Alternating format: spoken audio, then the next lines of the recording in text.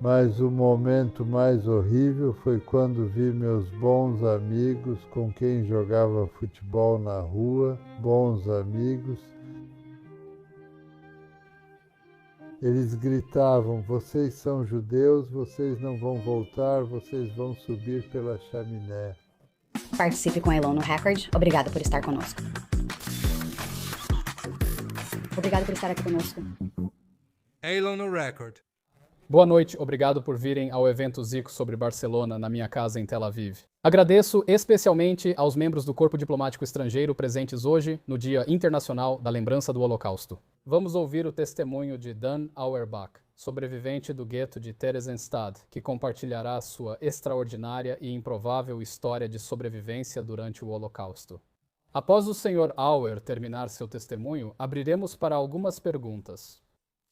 Durante anos, achamos importante ensinar sobre o Holocausto pelo alerta. Quem esquece o passado está condenado a repeti-lo. E acreditamos que, se mantivéssemos o genocídio nazista de 6 milhões de judeus vivo na memória coletiva do mundo, salvaríamos as sociedades de recaírem na antiga e destrutiva dinâmica de buscar bodes expiatórios e, em última instância, do extermínio. E sim, 80 anos após o Holocausto, ainda é chocante o nível de ignorância sobre o Holocausto ao redor do mundo. Veja a Irlanda, que foi famosa por sua neutralidade durante o Holocausto. Uma nova pesquisa da Conferência sobre Reivindicações de Bens Judaicos contra a da Alemanha descobriu agora que metade dos adultos na Irlanda não sabe disso. 6 milhões de judeus foram assassinados no Holocausto, e impressionantes 28% dos irlandeses entre 18 e 29 anos acreditam que o Holocausto é um mito ou foi grosseiramente exagerado. E essa ignorância não é um acidente. Existem forças políticas poderosas em ação hoje que buscam obscurecer o mal singular do Holocausto. Na extrema-direita, temos vozes que negam abertamente o Holocausto, como o supremacista branco Nick Fuentes, que diz que Hitler era realmente muito legal e esse tipo de pensamento se tornou comum. Lembro de um episódio recente do Joe Rogan Experience em que convidados afirmaram que Nick Fuentes negava o Holocausto e Joe Rogan questionou: ele nega o Holocausto ou apenas debate os números? E isso, claro, é negação do Holocausto, e o mesmo padrão acontece com figuras da extrema-esquerda, como Mehdi Hassan. Repetindo a afirmação absurda de que mais jornalistas morreram em Gaza do que em todas as guerras desde a Primeira Guerra Mundial somadas. Isso é, claro, uma alegação absurda que apaga pelo menos 1.400 judeus assassinados, incluindo jornalistas judeus mortos durante o Holocausto, e esse número ainda está subestimado. Isso também exemplifica a negação do Holocausto, mas o esquecimento e a negação desse evento são ainda mais sombrios. Porque, de acordo com a Fundação do Dia da Memória do Holocausto, o número de escolas britânicas que comemoram o Holocausto e o Dia Internacional da Lembrança do Holocausto caiu quase 60% nos últimos 2 anos. A educação sobre o Holocausto estava melhorando?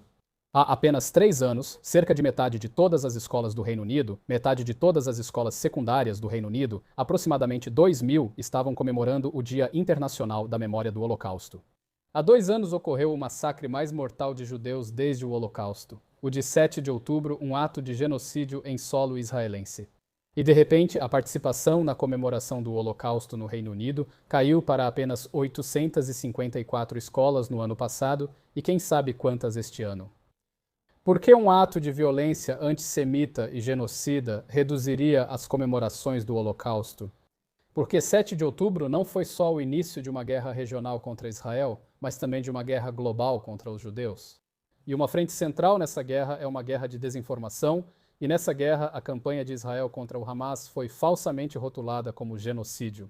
Essa calúnia virou axioma em muitas partes do Ocidente. Assim, para vários professores, principalmente no Reino Unido, o ensino sobre o Holocausto se tornou polêmico demais.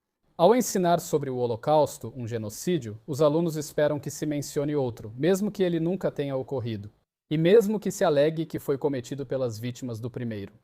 O objetivo da calúnia do genocídio antisionista agora é sugerir que, se os judeus cometem um Holocausto, talvez o original fosse justificável. Talvez Hitler soubesse o que estava fazendo, e se ele não terminou o trabalho, talvez outra pessoa devesse terminar. Porque muitas pessoas na região e no mundo querem nos ver mortos e buscam permissão moral para se sentirem justas ao fazer isso. O objetivo de nos chamar de genocidas é transformar matar a gente em um ato moral. Os últimos 2 anos mostraram que o problema não é mais ignorância sobre o Holocausto, mas sim sua inversão. Tentativas de minimizar, reduzir números e mitigar horrores. Descartar isso como um exagero, enquanto ao mesmo tempo inflar crimes inventados atribuídos ao Estado judeu para colocar o genocídio do povo judeu em pé de igualdade com um genocídio fabricado. O antissemitismo moderno alega que os judeus seriam genocidas e por isso mentiriam sobre seu próprio genocídio para obter vantagens políticas, incluindo promover outro genocídio. Essa lógica pinta os judeus como mais perversos que os nazistas, pois, após o que passaram, deveriam saber o que fazem, ao contrário dos nazistas. E é por isso que é especialmente importante testemunhar o relato dos nossos corajosos sobreviventes que passaram por um genocídio real. E aos sobreviventes que decidiram fazer de Israel seu lar. Ouvir esses testemunhos fortalece nossa determinação para enfrentar quem usa o Holocausto contra nós, achando que ele não terminou. Então, obrigado, Sr. Auerbach, por vir aqui compartilhar seu testemunho conosco. Eu sei que nunca é fácil, então agradeço antecipadamente em nome de todos nós. E antes de passar a palavra, quero que minha amiga Melissa Weiss, de um Insider Judeu, diga algumas palavras sobre o motivo. O Dia da Memória do Holocausto deste ano tem um significado mais pessoal que o habitual. Muito obrigada, Elon no Record. Se você tivesse me dito, mesmo há 3 meses, que eu estaria sentada aqui falando em um evento de lembrança do Holocausto, eu teria perguntado, por quê? Até alguns meses atrás, eu não tinha nenhum vínculo familiar com o Holocausto, pelo que eu sabia. Meu bisavô, Ab Salomão, saiu da Lituânia no início dos anos 1900. Ele saiu sozinho. Tinha 14 anos e se estabeleceu na América, onde não conhecia ninguém, e ele construiu uma vida para si mesmo. Teve 3 filhos, vários netos e inúmeros bisnetos. E ele não falava muito sobre como era a vida no velho país. Pelo que sabíamos, toda a família dele foi embora, irmãos para a África do Sul. Meus pais haviam falecido, e a gente não pensava nisso, nem fazia perguntas porque não sabíamos o que perguntar. Meses atrás, eu lia notícias na internet. Li um artigo dizendo que o Yad Vashem identificou 5 milhões de vítimas do Holocausto pelo nome. E eu pensei, o Yad Vashem é um banco de dados muito robusto. Eles têm todas as informações que existem. Eu não sei muita coisa, mas meu instinto estava me dizendo, tenta agora. Durante a pandemia do coronavírus, eu me conectei com as sobrinhas netas do meu bisavô, que estavam desaparecidas há muito tempo, na África do Sul. Elas também não sabiam muita coisa, mas sabiam um pouco e tinham alguns documentos. E um dos documentos que elas tinham era um pedaço de papel com os endereços do meu bisavô e de alguns dos irmãos dele. 2 na África do Sul, um em Nova York e um na Lituânia. Usando aquele pedaço de papel, eu coloquei o que tinha no banco de dados e, em 10 segundos, apareceram 6 nomes. Era a mãe do meu bisavô, a irmã dele, 2 irmãos, um cunhado e o sobrinho dele. Todos eles foram mortos no mesmo dia, no mesmo lugar. A partir daí, levou cerca de 30 segundos para pesquisar no Google o que tinha acontecido depois. E eu descobri que isso tinha acontecido. Esse foi o dia em que os 2.000 judeus da vila foram retirados, levados para valas e mortos a tiros. Assim terminou a história daquela família. Exceto por uma mulher de pouco mais de 20 anos que conseguiu escapar para o Tajiquistão, depois foi para Israel, mudou-se para Haifa, casou-se e formou uma família. E foi ela quem forneceu o testemunho ao Yad Vashem em 2007, que é o único motivo pelo qual sabemos de tudo isso hoje. Fiquei chocada ao ler isso, assim como toda a minha família. Minha mãe, tio e primos. Ninguém sabia. E uma pergunta surgiu repetidas vezes. Ele sabia, meu bisavô sabia, ele sabia que toda a família dele que ficou na Europa tinha sido morta. Será que ele se perguntava, já que viveu 20 anos depois do Holocausto? Será que ele se perguntava o que tinha acontecido com eles? Se ele não sabia, será que sabia e guardou só para si? Ou apenas ficava se perguntando? Hoje não há ninguém a quem perguntar. A última pessoa que poderia possivelmente saber de algo morreu há 1 ano. Agora vou passar a vida perseguindo os fantasmas da minha família e me perguntando o que aconteceu com eles.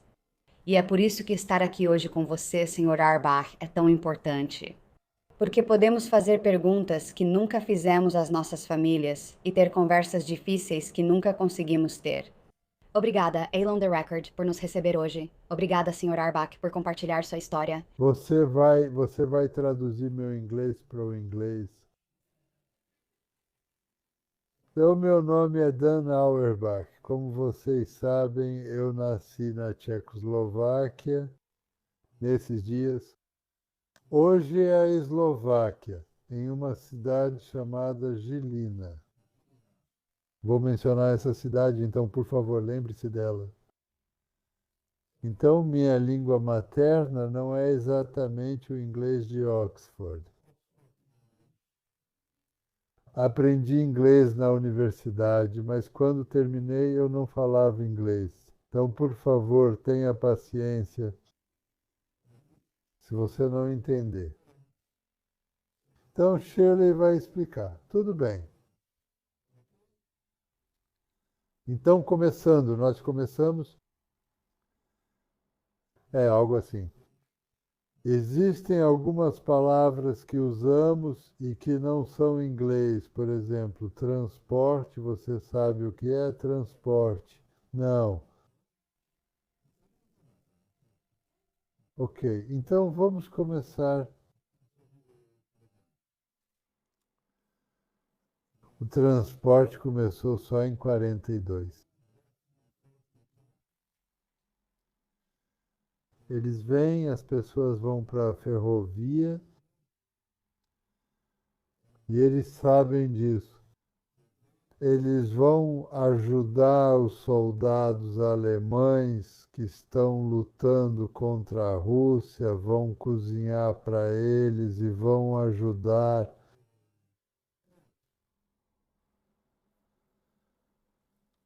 Em 44. Dois garotos, um de 16 e o outro de 22. Eles conseguiram fugir de Auschwitz, fugir, Barku, fugir e também atravessaram Žilina até a cidade.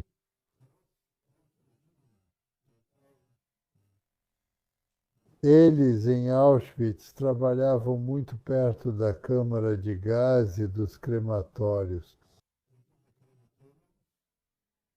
E eles chegaram a Žilina e contaram qual é a verdade.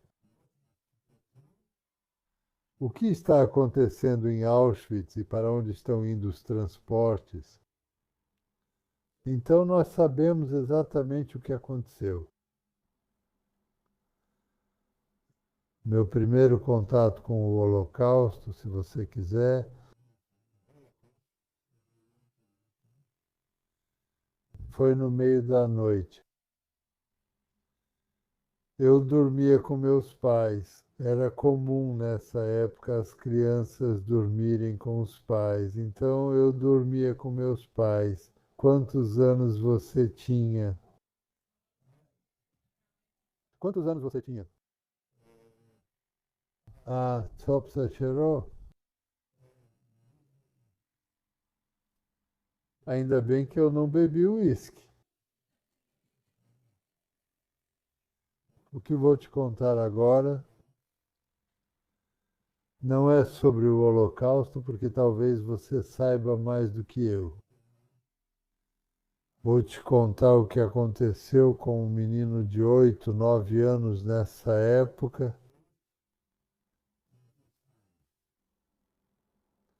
Como ele superou isso.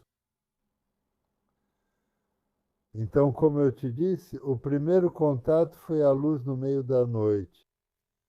Minha mãe está chorando e Bolchak está chorando e meu pai está parado na porta.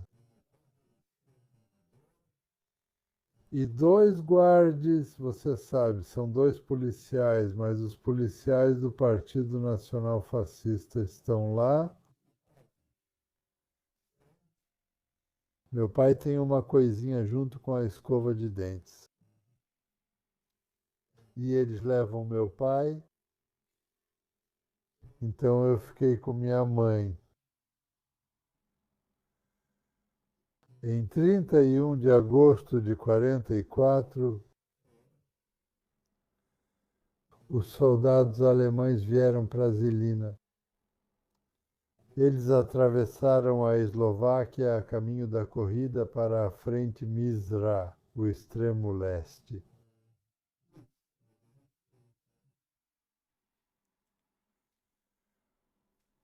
Cerca de 2 dias depois, Eles disseram a todos que todos os judeus que permanecessem nesta cidade Zilina teriam que ir para a escola.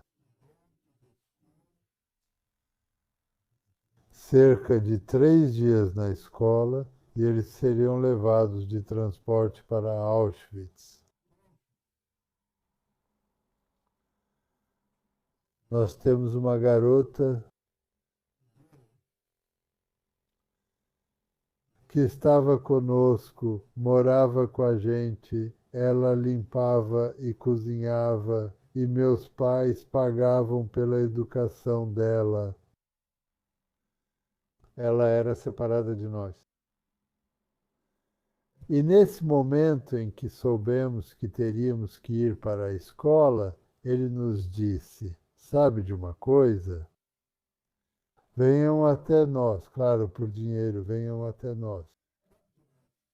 2, 3 noites depois disso acabar, voltem para Žilina. Foi uma boa ideia. Então, à noite, minha mãe, a irmã e o irmão dela e o filho da irmã da minha mãe atravessaram uma floresta. A aldeia era não muito, mas perto de Žilina, e nós chegamos a uma casa onde os pais estavam morando. A pobreza dessa casa é inacreditável. A casa fica diretamente no chão, sem assoalho, nada disso.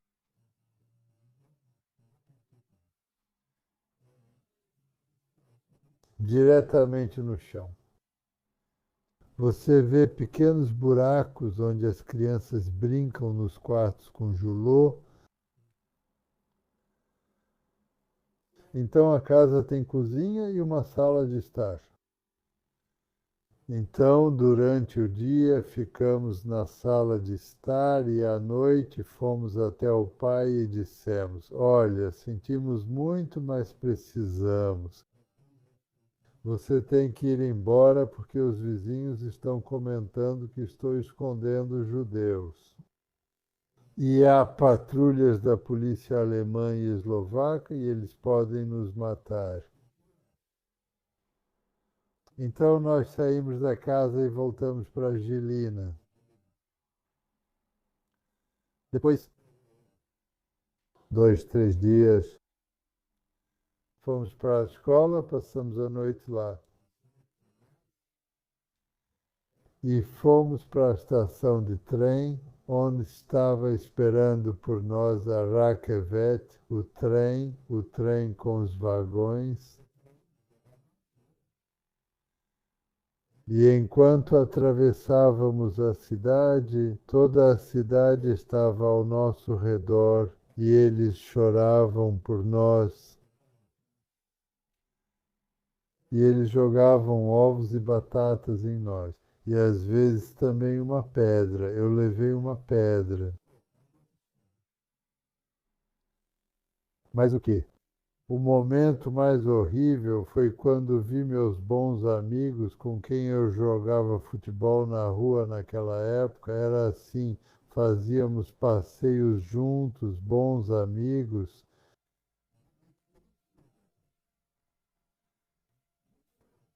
Eles gritavam: vocês são judeus, vocês não vão voltar, vocês vão sair pela chaminé e algo assim.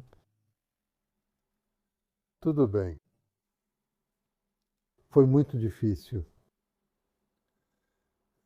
Garotos, Spada Schreiber eram meus amigos e eles. Então chegamos à estação de trem, subimos para Etia Marte, o Behead. Gado, carroça, gado, gado. Chaleira. Isso era chaleira, vagodes, sabe o que quero dizer? Entramos, a porta estava fechada, dava para ouvir o chibetir, a porta como está fechando.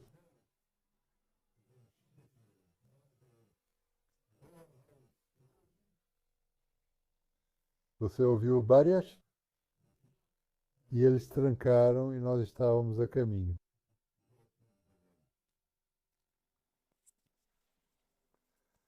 Cerca de não mais que 4 horas, chegamos a uma cidade chamada Ilava. Ilava é uma cidade pequena, e perto da cidade havia um castelo muito grande. E o castelo, eles eram eslovacos, ou talvez tchecoslovacos. Eles transformaram isso na principal prisão para os criminosos mais perigosos. Isso fez com que cada quarto fosse para uma pessoa. Nós saímos, pegar uma quarto, um lugar, minha mãe, a irmã dela, o irmão dela e 2 meninos, eu e meu primo. E eles nos disseram, não se preocupem, 2, 3 dias, Maxim, você vai ficar aqui. Os 2, 3 dias acabam virando 3,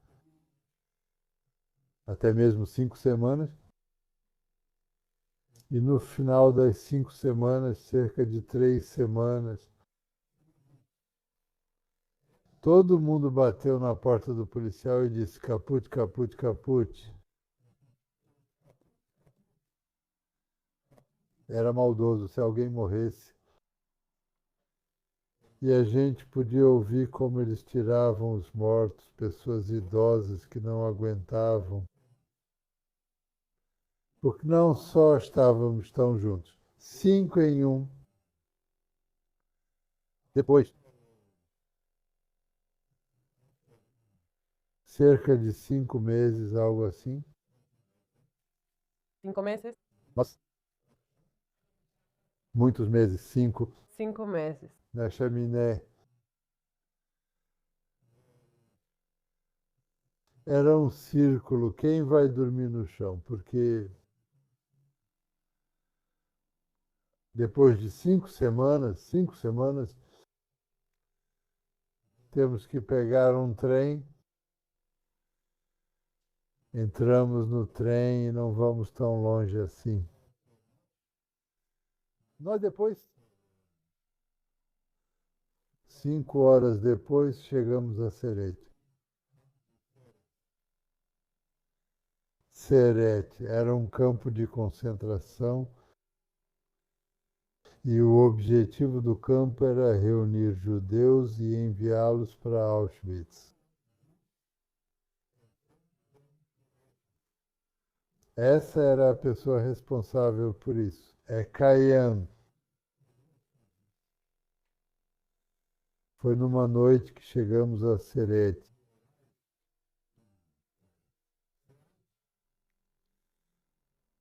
E era um acampamento do exército, então era lá. Darim de Migrashmi, sabe o que é? É em inglês, onde os soldados fazem tantarantatão marchando. E nós estávamos nesse lugar, cada família com a bagagem ao redor, e eles começam a bater. Eles estavam lá, pessoas muito cruéis. Eu não vi, não posso te dizer, mas eu ouvi. Eu ouvi que as pessoas estão chorando. E você tem que entender isso. Um menino pequeno, quando vê outro menino pequeno chorando, tudo bem, mas se um menino pequeno ouve um homem mais velho chorando, é muito difícil, muito difícil. E de repente eu ouvi Hilfe, Hilfe. Hilfe, na língua alemã, significa ajuda. Quando eu ouvi ele, eu sabia exatamente que era meu melhor amigo. Eu não sabia que ele tinha sido enviado por mim. Eu olho para ele. Ilan, por que você está chorando? Olho e vejo o pai dele no chão sem se mexer, ele não se mexia.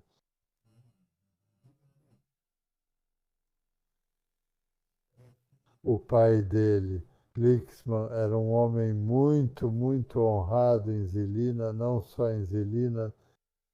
Ele era o presidente do Banco Tatra, um banco muito grande naquela época.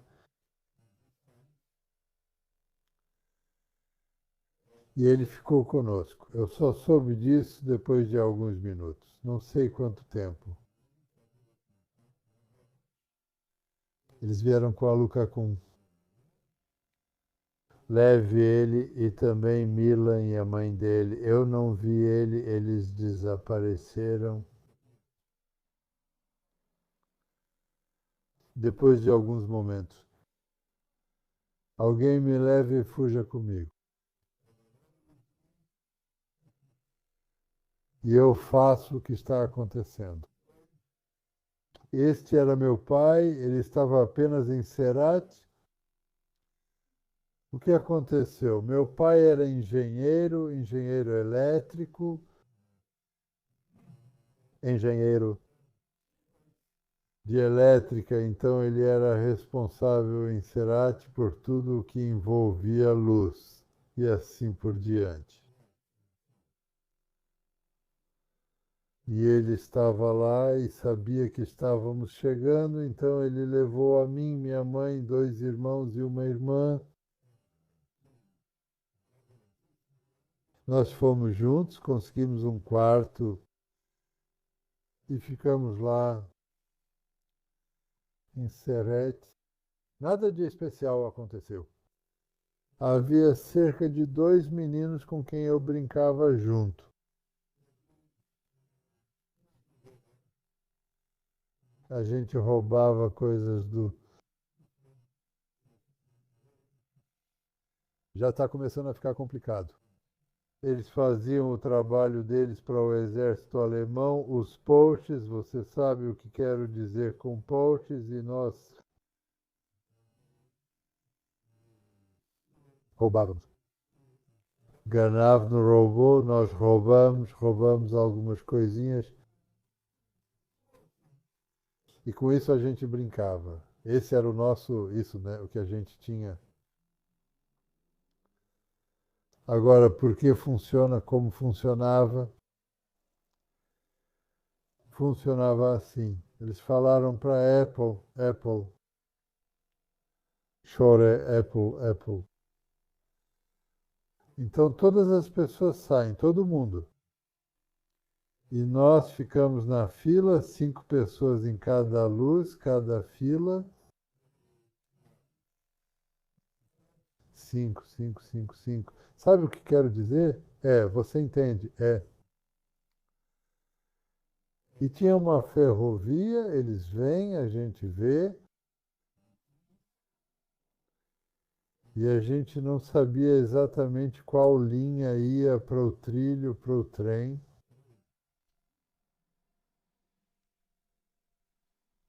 E a gente ficou lá e esperando. E minha mãe disse para a irmã, ali, sabe de uma coisa, vá para a Holanda. Nós vamos nos separar, talvez alguém vá embora, ainda vão nos prender, precisamos de alguém que não seja banido, IDI, e nasceu. Sobreviva, sobreviva, sobreviva. Alguém vai sobreviver. Qual deles? O Goral, na fila com minha irmã e meu irmão, e o garoto vai para o transporte. Nunca mais os vimos, nunca mais. Agora, é, uma pequena história que não está exatamente conectada, mas depois, 20, 70 anos, talvez,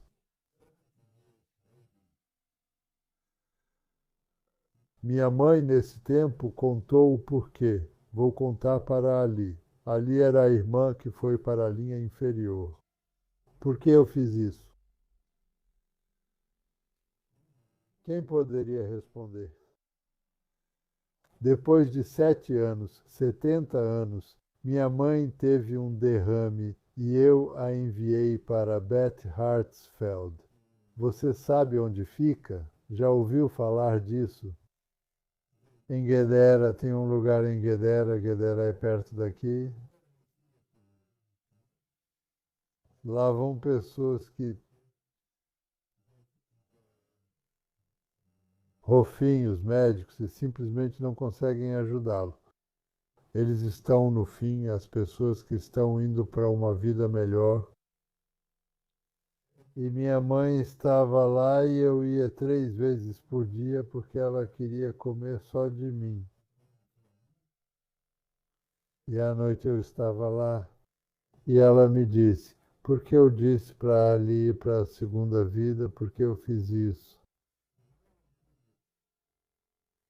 2 dias depois ela morreu. Foi a vida toda dela, ela pensava sobre o erro.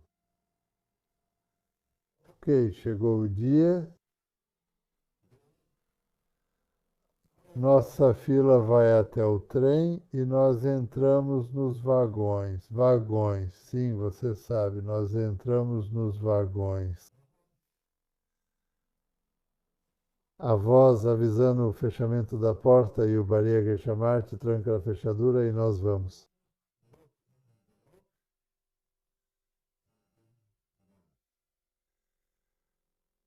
Foi simplesmente agradável. Nós dois, não muito, cerca de 6 horas. O trem partiu e nós chegamos a Auschwitz. Todo mundo olhou. Estava escrito Auschwitz na frente. Então todo mundo se levanta, pegue o pacote e nós podemos ouvir como o vagão, o primeiro vagão é aberto e as pessoas estão indo depois disso. O Chuck era o Bariac, a trava e depois a porta. Até hoje eu lembro exatamente da voz. E nós também podíamos ver, ouvir as pessoas simplesmente saindo e conversando, e estavam chegando cada vez mais perto de nós. E pelo vizinho, a carroça estava aberta, e então também ouvimos exatamente o que as pessoas estavam falando e saindo, e assim. E então nada aconteceu.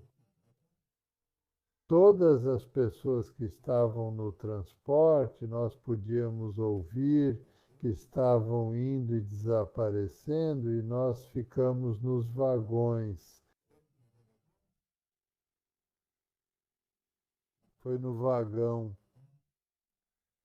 Era um silêncio, mas você não sabe o que isso significa, um silêncio pesado. Ninguém sabe o que está acontecendo. O que será de nós? O que será de nós? Então foram cerca de 3, 4 horas e a gente só ficou, foi um pouco, talvez que estamos seguros, talvez rezar, e as pessoas rezam em silêncio, mas rezam depois de 3, 4 horas, duas.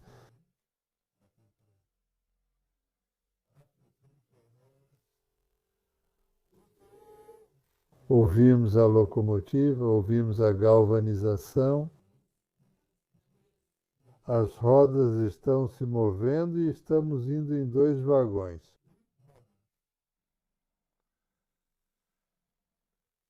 Nós estávamos prestes, quase um dia, e nós chegamos a Terezinha, Theresienstadt.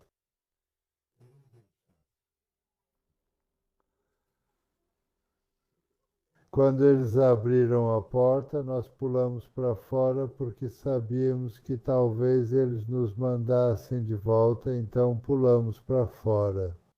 Havia uma sala especial para as pessoas que iam para Terezinha e eram reunidas lá para ver quem iria chegar. E assim por diante. O registro, de repente, chegam 3 enfermeiras grandes e fortes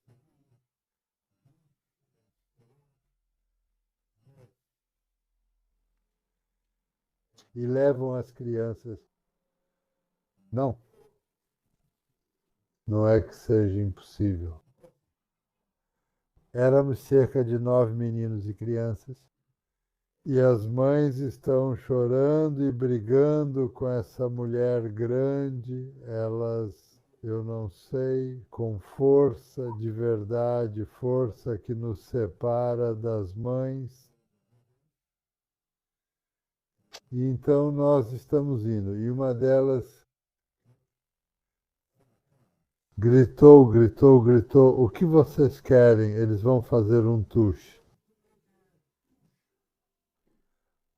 Esse era o fogo, porque todo mundo sabe que do tuche em Auschwitz, chuveiro, e era meio sem graça. E minha mãe, eu seguro as mãos dela e com uma força que não sei por que era assim. E a gente entra em um quarto, fecha a porta e eles estavam para...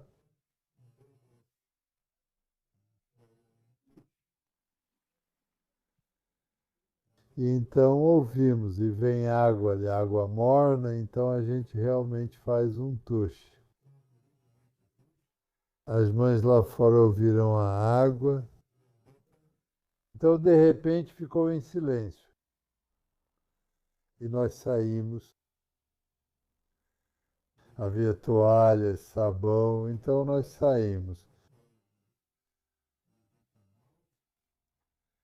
E nós estávamos indo para o Kinderheim. Kinderheim era a casa das crianças.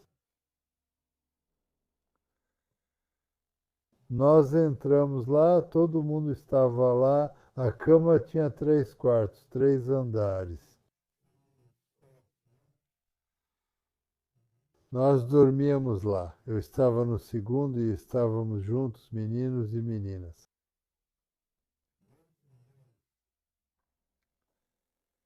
E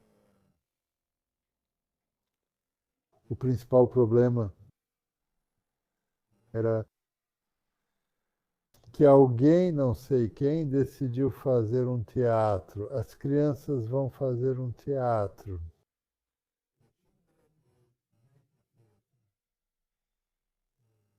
Machaze. Peça, peça, o nome da peça, você vai rir. Beatles em Tchaikovsky. Brodsky. Eu fui um dos Beatles e foi muito, muito. Era novembro, dezembro e Ianua. Era o meio do inverno e estava muito frio, muito frio. E nós esperamos lá juntos com os mais próximos da peça, não com nossas roupas quentes da peça, não era nada.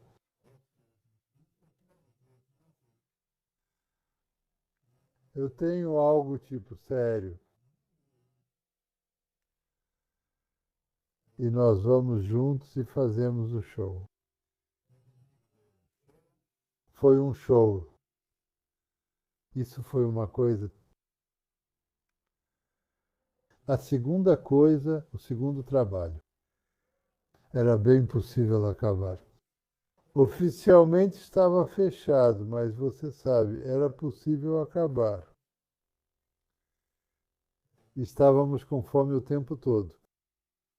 E a gente ia até a cozinha esperando que eles jogassem alguma coisa, mesmo que fosse pequena. Por exemplo, Cascas de batata, cascas de batata. cascas de batata, pílula, batatas, casca. A gente come isso. Esse foi o segundo trabalho. Um dia eles vieram até nós e nos deram uma camisa branca chamada kutza.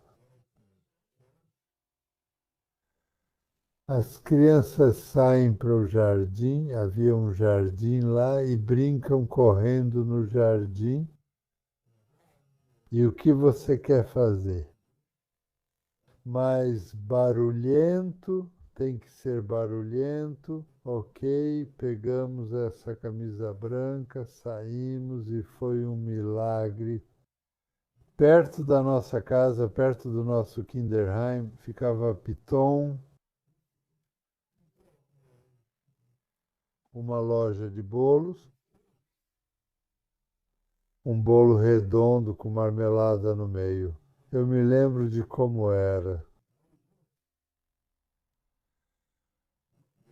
Queríamos entrar na loja. Claro, não, está fechada. Então nós viemos para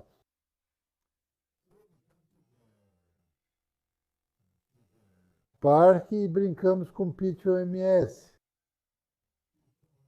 De repente chegam 3 ou 4 carros lindos, pretos, limpos, Mercedes, Rolls Royce, os melhores carros possíveis.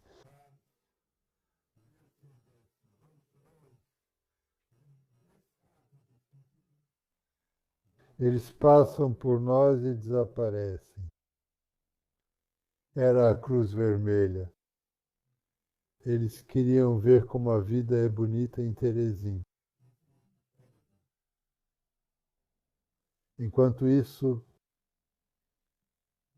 era, de repente, não porta, o portão estava aberto e entre. Eu não sei exatamente quanto, talvez centenas, pessoas horríveis, e elas choram. E foi a marcha da morte da Tadá mãe, a marcha da morte. Eles foram de Serete para Teresim, e entre eles, meu pai, eu não o reconheci. Minha mãe, ela o reconheceu.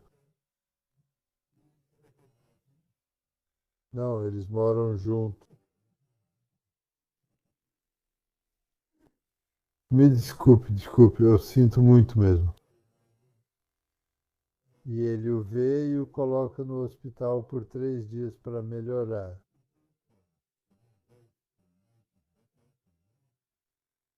E então nós 3 estávamos juntos, pai, mãe e eu.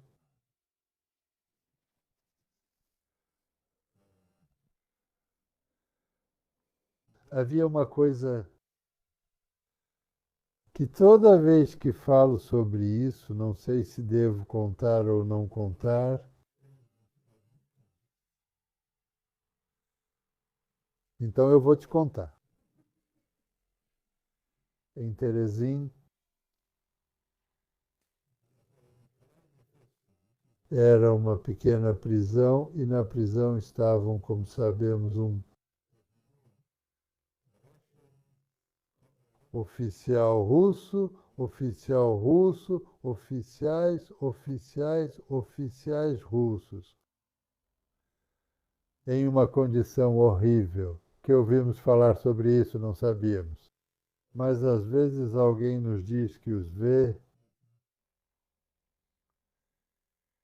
e de repente eles os levam e atiram neles ou os enforcam. E nós, como meninos pequenos, vamos ver isso. Eu realmente não sei por que fazíamos isso, não sei, mas íamos ver isso.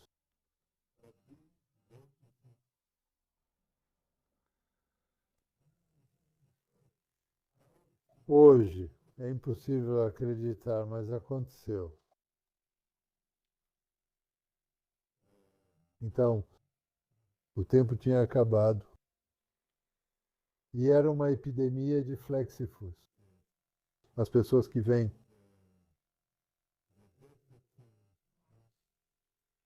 elas estavam doentes e era flexifus. Aquelas pessoas estavam deitadas nas ruas, mortas, e não havia ninguém. Quem faria isso? Nós, crianças, às vezes levávamos eles para um lugar que hoje é o cemitério.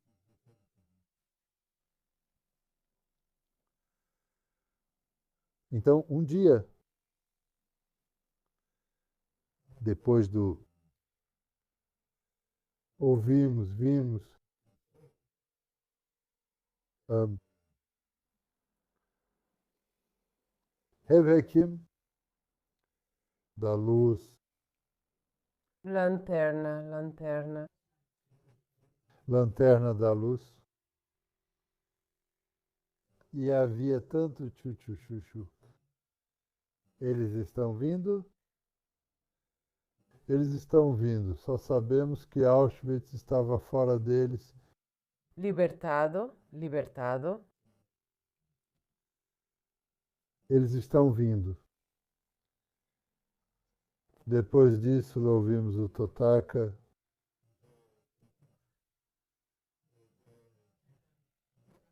Canhão. Canhão. Canon. Lanoa. Totaka. Canhão. É ela. Nós a pegamos. E então chega uma manhã. Eu me lembro como se fosse hoje. Ouvimos um barulho que não sabíamos o que era. Nós olhamos e vimos os tanques da Rússia.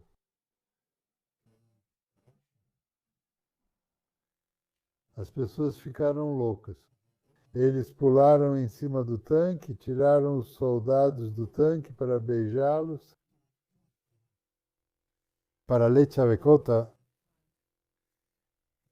Lechabek. abraço assim. Isso era algo que você não vê toda hora. Os soldados não sabiam o que estava acontecendo aqui, como eles estavam. Então, e eles jogaram para nós todo o pedaço de comida que tinham. Eles não tinham muito, mas o pouco que tinham jogaram para nós. E eles desaparecem. A enfermeira forte, o serviço alemão desaparecem. E nós estávamos livres. Venha para casa. Ok, então essa é a história. Uau. Não, eu entendo isso.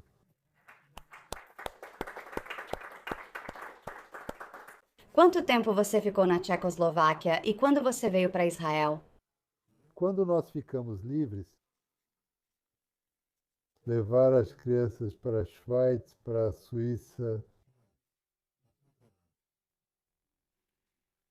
Meus pais imediatamente voltam para Zilina, para a casa deles. E nós vamos para um vagabundo, para uma ferrovia. Simplesmente normal, não. E chegamos a uma cidade na Suíça chamada Schaffhaus. Eu não sei onde fica, na fronteira, e eles cometem um erro horrível. Eles abrem as portas e nós saímos. E no final você sabe o que eu quis dizer, era um quiosque. E a gente vê ali chocolate e marzipan, sabe? Iscariota.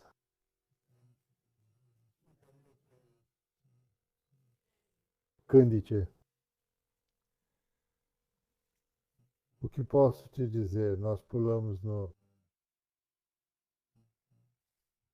passeio, eu levo um abacaxi de marzipan, muito bom. Então, Em 5 minutos estava vazio. E vieram policiais e não disseram nada, só empurraram eles de volta para o trem. Isso não vai ser mais danificado. Então meus pais voltaram imediatamente e eu, cerca de 3 meses depois disso, eu venho da Suíça. E quando você fez aliar para Israel? Matelito Alex Sumadua, pessoal. Isso não é mais o Holocausto, mãe. Não é só o Holocausto, Loragoloca. Não é só isso, ok? Você tem paciência. Quando voltarmos, você tem que saber de uma aula. Cerca de 42 meninos e meninas judeus, apenas 12 voltaram. E desses 12, apenas 3 de nós estavam em Cabes. O antissemitismo continuou. Aquilo não era a nossa cidade. Porque você voltou e o que está fazendo aqui e coisas assim. E uma era a ideia de jogar futebol. Judeus contra os góis, onde na rua acontecia a brincadeira. A brincadeira começou em Rútico, agora ele está morando em Caifa. Faça um gol neles. Ah, então, Macote, você sabe o que eu quero dizer? Eles bateram neles? Eles chegam em casa com sangue no nariz. Nessa condição, vem de Israel, Farmacabe, Shaliach, e eles vêm até nós para as crianças, não só em Zilina. Todos os eslovacos vêm para Israel. Esta é a sua casa. Sem sangue no norte e sem. Então, a cada 12, a cada elfo, venha com um grupo para Israel. Meu pai tinha uma loja aberta, uma loja que, você sabe, depois da guerra vem a prosperidade, prosperidade econômica, então a loja ia muito bem. Outra coisa,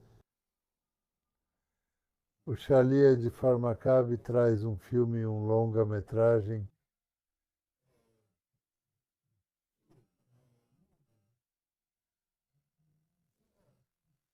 de Eretz Israel para a comunidade judaica que vai ver para onde estão indo. Karul, eles chamam de Haaret Hazó, esta é a terra. E o que havia nisso? Havia um chalutim dentro. No Negev com sujeira. Mãos sujas são o que vai construir este país. Sabe, minha mãe cometeu erros. Eu moro aqui perto de um rio e vou ficar aqui. Preciso ir buscar água. Então, até hoje, meu pai ainda vem ver meus meninos. Vá e eu fico aqui, você não vai. Eu estava sozinho entre os meninos, é uma época muito difícil. E então venha me ajudar. Joseph Stalin, você já ouviu falar dele? Às vezes vinha o regime comunista e eles tiravam a loja do meu pai, ela virava uma loja do povo.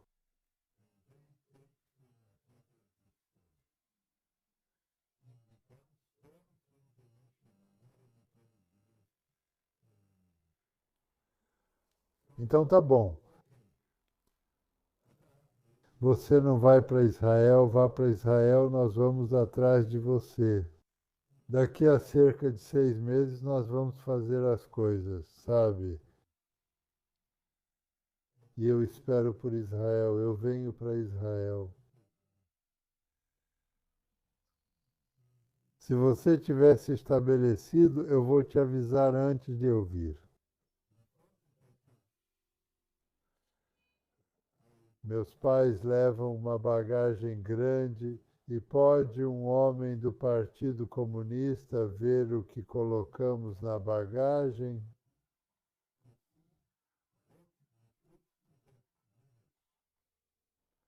Eu ainda tenho hoje?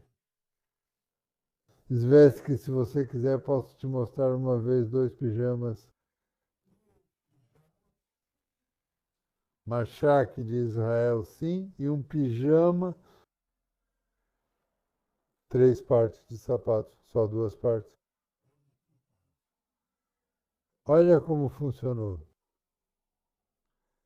Ok, então eu vim sozinho para Israel através de Constança com o navio Transilvânia,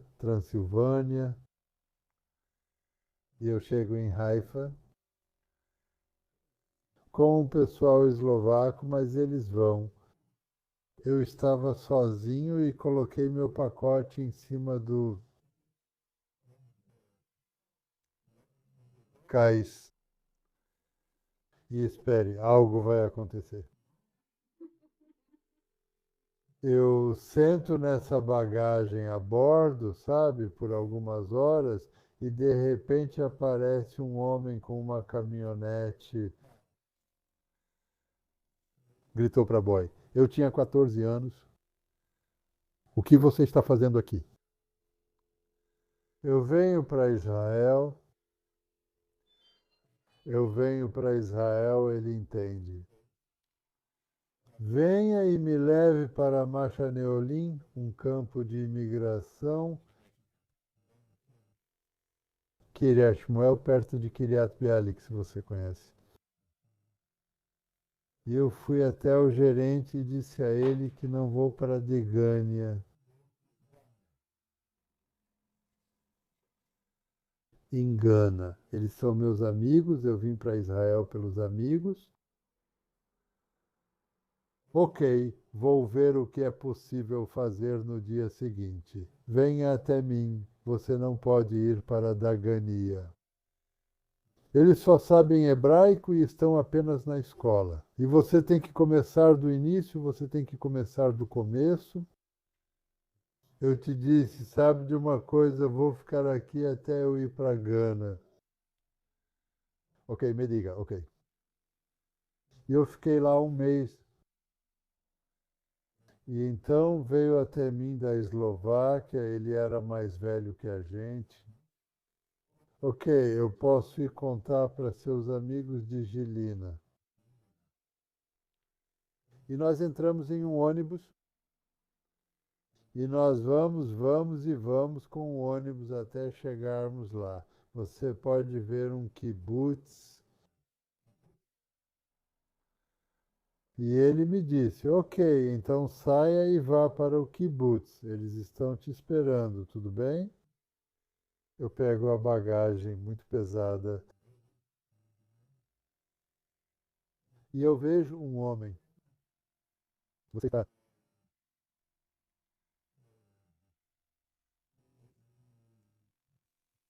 Aleitim, Melki Gazametim. Ele era um lenhador,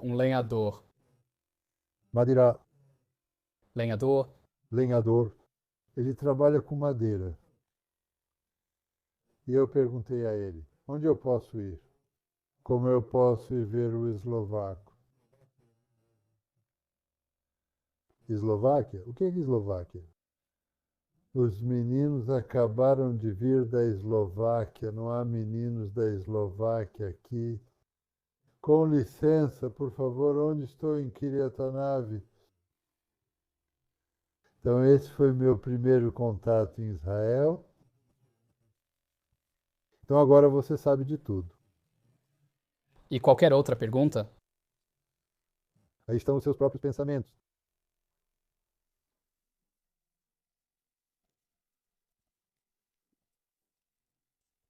Obrigada por compartilhar sua história,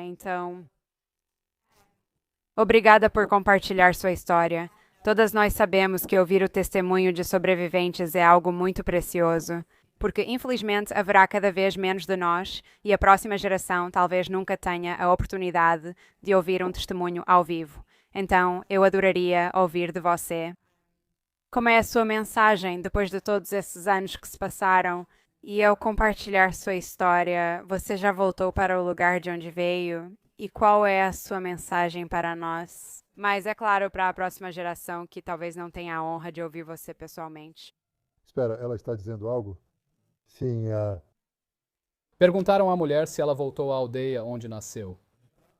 Qual sua mensagem para a nossa geração e as futuras? a mensagem é: não esqueça o Holocausto. Não há muitas pessoas que conseguem se lembrar do que aconteceu lá. E vocês precisam manter isso em suas mentes. Esse é o principal motivo de eu estar aqui. Eu não gosto de falar sobre isso, mas estou fazendo porque sei que preciso fazer. Você já voltou para a Eslováquia ou para sua vila natal desde que saiu? Bem, Ele pode ter levado você para a vila na Eslováquia? sim, eu com meus filhos.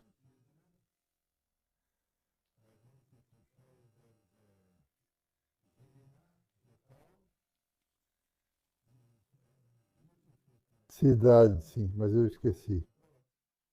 Não tenho certeza se isso é tão importante.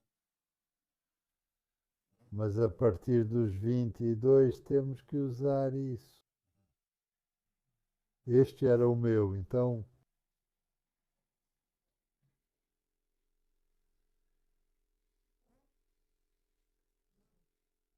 Não sei se isso é importante, né? Sim, Jordana, você pode pedir o microfone. Você viu seus amigos, eventualmente, os amigos eslovacos? O que você viu dos seus amigos eslovacos depois? agora você está pisando no meu pé, na minha perna.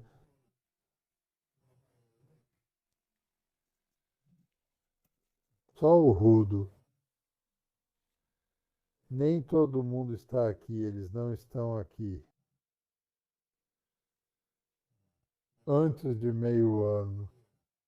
O último garoto, Pesach Platzner, Tommy Platzner. Eu tenho 95 anos. É muito, muito triste. Nós fazemos todo ano uma reunião, todo dia, todo ano. Agora eles não são quem você precisa. Acho que essa foi a última pergunta. Senhor Arba, muito obrigado por nos honrar e compartilhar sua história. Adeus. E acho que agora você merece aquele whisky. Você merece aquele whisky agora.